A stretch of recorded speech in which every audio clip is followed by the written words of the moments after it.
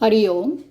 भगवद्गीताबोध योगदास श्री जयगणेश जोशी यांनी केलेले निरूपण. अध्याय 13 क्षेत्र क्षेत्रज्ञ विभाग योग. ओम श्री परमात्मने नमः. अथ त्रयोदशोऽध्यायः. जय योगेश्वर. परमात्म्याला नमस्कार. अध्याय 13 श्लोक क्रमांक 17. ज्योतिषामपि तज्ज्योतिस् तमसः परमुच्यते ज्ञानं ज्ञेयं ज्ञानगम्यं हृदि सर्वस्य विष्ठितम्. ते ज्योतीची ज्योत आहे, ते काळोखाच्या अतीत परम आहे असे सांगितले जाते. त्याचे ज्ञान ज्ञानाने ज्ञानमय होण्यास योग्य आहे. ते सर्वांच्या हृदयात विराजित आहे. ते ज्योतीची ज्योत आहे. आत्मब्रह्माने आपण प्रकाशित होतो ते म्हणजे दिव्य चेतना, दिव्य ऊर्जा आहे. ते दैदिप्यमान तेजपुंज सदा प्रकाशित असते. आपल्याला सूर्यामुळे प्रकाश मिळतो. आपल्या सूर्यावर 6000 डिग्री तापमान आहे. 100 डिग्रीला पाणी उकळते. आपला सूर्य पृथ्वीपेक्षा 60 लाख पट मोठा आहे. तरीही विश्वातील इतर सूर्याच्या तुलनेने आपला सूर्य फार छोटा आहे. आपल्या सूर्याच्या कितीतरी पट मोठे महासूर्य आहेत. विश्वात असे अब्जावधी, निदान 4 अब्ज तरी सूर्य आहेत. याशिवाय ऊर्जा देणारे अनेक तारे, धूमकेतू आहेत. या तमाम सूर्यांना, ताऱ्यांना, धूमकेतूंना आत्मब्रह्माने निर्माण केले आहे. या सर्वांना आत्मब्रह्माकडून ऊर्जा मिळते. यास्तव आत्मब्रह्माला ते ज्योतीची ज्योत आहे असे म्हटले आहे. ध्यानात प्रथम प्रकाशाची झलक मिळते आणि मग त्यात प्रगती होऊन ज्योतिर्मय दर्शन होते.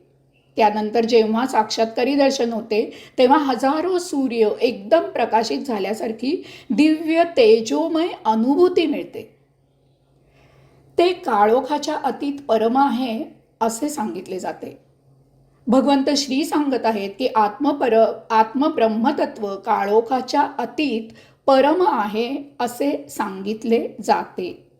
असे म्हणण्याचे कारण म्हणजे प्रकाश अस्तित्वात आहे, परंतु काळोख असे काही वास्तवात अस्तित्वात नाही. काळोख हा प्रकाशाचा अभाव असतो. जेथे काही कारणाने प्रकाश पोचत नाही तेथे काळोख झाला असे आपण म्हणतो. ही आपली बोली भाषा आहे.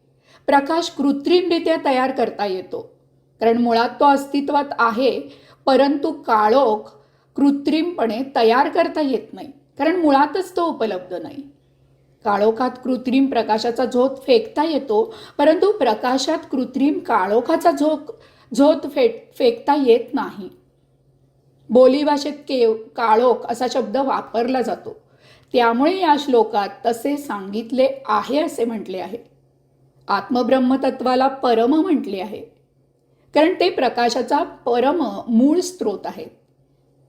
त्याचे ज्ञान ज्ञानाने ज्ञानमय होण्यास योग्य आहे. आत्मब्रह्मतत्वाचे ज्ञान ज्ञानानेच जाणायचे आहे. ते ज्ञानानेच ज्ञानमय करायचे आहे. यासाठी अन्य पर्याय नाही. आत्मब्रह्मतत्व हे आत्मब्रह्मतत्वानेच जाणायचे आहे. त्यासाठी केवळ त्याचीच उपासना करावी लागते. त्यासाठी ते स्वतःच एकमेव साधन आहे. तसेच या सर्वांचे साध्यही आत्मब्रह्मतत्व हेच आहे. याचा अर्थ आत्मब्रह्मतत्वाने आत्मज्ञानी होण्यासाठी आत्मब्रह्मतत्वाची उपासना करून आत्मब्रह्मतत्व ज्ञानी व्हायचे आहे. कारण आत्मब्रह्मतत्व सर्व भौतिक वस्तू जगताच्या अतीत आहे. त्यामुळे त्याला जाणून घेण्यासाठी इतर सर्व साधने निरुपयोगी होतात. आत्मब्रह्मतत्वाच्या साध्यासाठी आत्मब्रह्मतत्व हेच साधन असू शकते. ते सर्वांच्या हृदयात विराजित आहे. असे हे महाविलक्षण साधन कुठे मिळवावे असा प्रश्न कुणाला येऊ नये यासाठी येथे लगेचच त्याचा खुलासा केला आहे.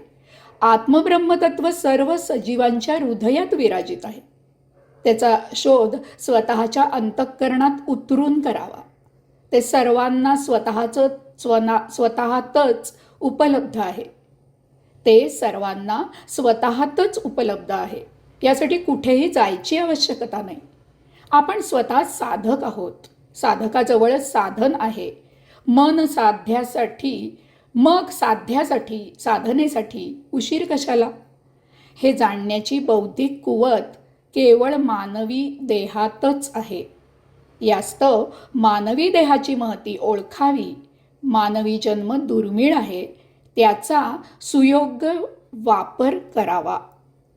हरिओम.